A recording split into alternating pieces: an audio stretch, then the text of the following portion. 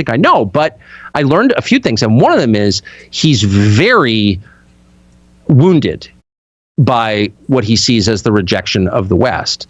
And I think it makes him angry, really angry. I think he was angry at me about it. I've got nothing to do with that. But no, I mean, the Soviet Union ended in August of 1991. I was on my honeymoon. I'll never forget it because my family had been involved in the Cold War. So like this was a topic of conversation. And the idea was, well, why can't we work together? If not be friends, at least, be allied in some way that's mutually beneficial. He, in 2000, he said this in the interview, and it's true. He asked Bill Clinton if Russia could join NATO. Now, NATO exists as a bulwark against Russia, Correct. right? So if Russia wants to join NATO, then there's no reason to have NATO, and we can just call it a big win and go home and build our own countries, do something constructive. And they turned him down. And it's like, no one seems to think that's a big thing. I think it's a very big thing. Why would NATO, which exists to control Russia, turn down Russia's entry into the alliance? Like, it's insane. And then he asked again, George W. Bush, I would like to be in a missile alliance with you against Iran. And Bush is like, yeah, it sounds like a good idea. And then Condi Rice, one of the dumbest people ever, is like, no, we can't do that. Why can't we do that? Why wouldn't that be in the interest of both of our countries? And so you sort of come away thinking like there's a lot more going on here than Russia's unprovoked full-scale invasion of Ukraine. That's not actually what happened. Yes, Russia invaded Ukraine. Yes, it's bad. Hundreds of thousands have died. Ukraine's been destroyed. A small number of people have gotten very rich. Boris Johnson hopes to get rich from it, et cetera, et cetera. But there's a context here that does not make American policymakers look good at all. In fact, it's shameful. And the last thing I'll say is, the point is to depose Putin, kill Putin, whatever, get Putin out of office. What happens then? So Russia's the largest country in the world by landmass. It has the world's largest stockpile of nuclear weapons. It's an incredibly diverse country. It's about 20% Muslim, all these different republics, 80 of them, I think. And so what happens to the nuclear arsenal without Putin? Is that good for the world? Like, it sounds like chaos. It sounds like the kind of chaos that we created in Iraq, in Syria, in Libya, Afghanistan. None of that made the world safer. None of it helped American interests. It actually made the world much scarier, more volatile, and allowed China to surpass us economically, which it has. So, like, why would we want to do that to the biggest country in the world? I think that's insane. If you're powerful and wise, you seek to bring stability and order and predictability and peace. That's what a father does in his family. That's what a good CEO does in a company. It's what a good general does. But an abusive husband or father creates instability intentionally, always keeping people on the edge. Can I ask you? You were such a. I don't mean this as a bad thing. You're just such an odd individual in the fact that your dad was in government. He was kind of obliquely in intelligence too, wasn't he? Or not? Well, I applied to the CIA. Okay, but you're, I grew up in a world like that for sure. Yeah. Okay. And by the way, I couldn't think less of the CIA now. Just to be completely clear, I'm so grateful they turned. Yeah, I know. I used to have real respect for our agencies. I think they're enemies of the state, quite honestly, or the people. Let me help me understand how you grew up. I grew up working class, and now I live a different life, but I always feel like I'm still working class, even though I'm not. Okay?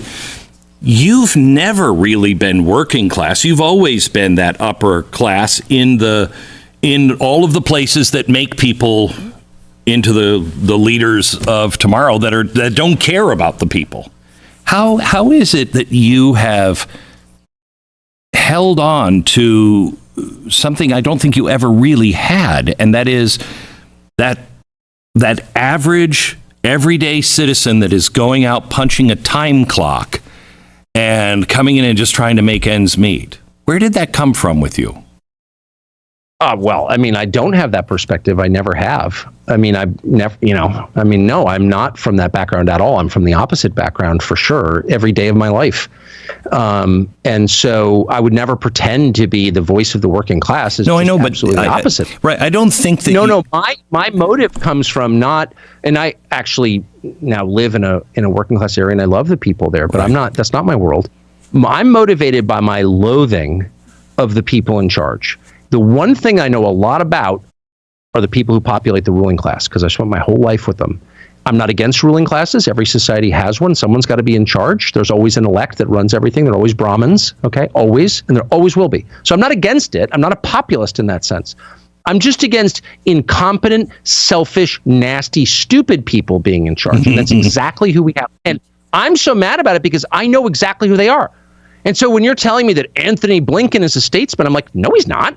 He's like a low IQ political hack who's acting for like personal reasons, have nothing to do with the welfare of the United States in his Ukraine policy. And I know that, and I know them all. And I know I live next to them my whole life, 35 years in DC. So it's like, I'm not fooled by that. Oh, well, I went to Harvard and, and then HBS and I'm at I spoke at Aspen this summer. It's like, I know how mediocre that is because I've been around it my whole life. So I'm just not impressed. I don't want anything from them at all. I'm not rich. I have enough. So it's like I'm just in this weird position where I know exactly who they are. I don't want their stupid little merit badges. I couldn't have more contempt for them. And I'm old enough now that why not just say it? Right. And I am. And I just don't care. I'm going to keep saying it. That's what makes you so dangerous. So let me end. We've just got a couple of minutes. Let me end with, Max Benz. And I heard your podcast with him. Mike Benz. No, it's Max, isn't it? Max Benz. Yeah. Mike Benz. Yeah, okay. That guy's so smart. So smart. And what he says is truly remarkable. And you kind of listen to it and say, wow, all of this makes sense. I think it's probably accurate and no way out. That, that doesn't help America at all. It doesn't help us to think no way out. I'm much more of a optimistic catastrophist. I think you're just generally an optimistic guy.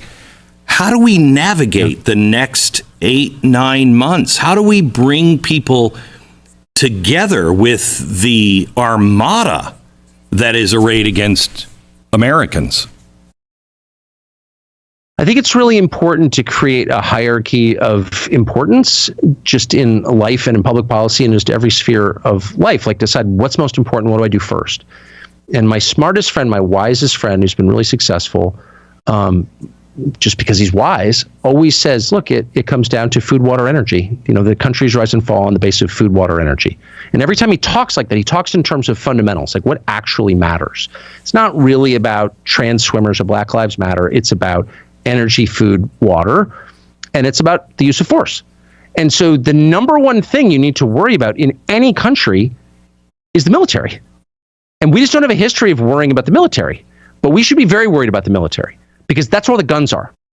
And so if you wanted to take a continental sized country like ours with a population of 350 million people and you wanted to subdue them, you would need force.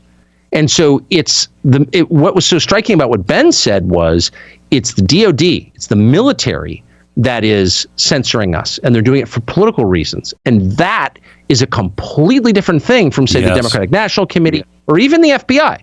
The military has to be nonpartisan. It has to be controlled by elected officials, civilian control. So the voters have some control over the military.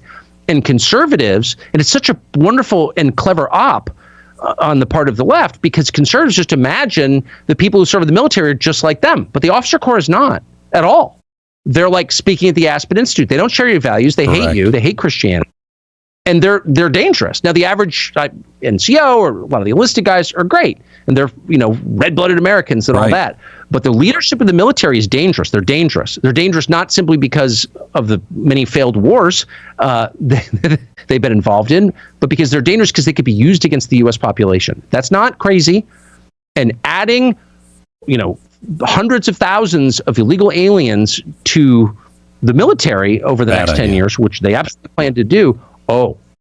And so I just think if you want to make the country better, focus on the big things. Let's make sure the power grid works. Let's make sure the military is not politicized and used against the population. Let's just start there.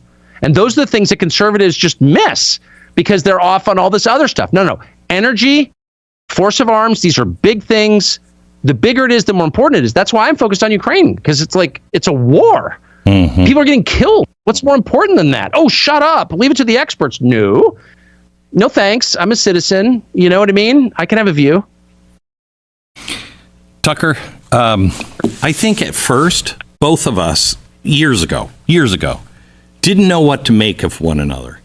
But tough times brings out the best in people. And I have watched you over the last 5 years just become one of the most frank and honest journalists in America. And it's an honor to know you, especially at this time. I hope you write down everything that you're doing every day, because you are playing a big role in history. You are. Well, it's accidental. Trust me. Thank you. God bless you. I appreciate it. It's Thank great you. to see you, man. God bless you.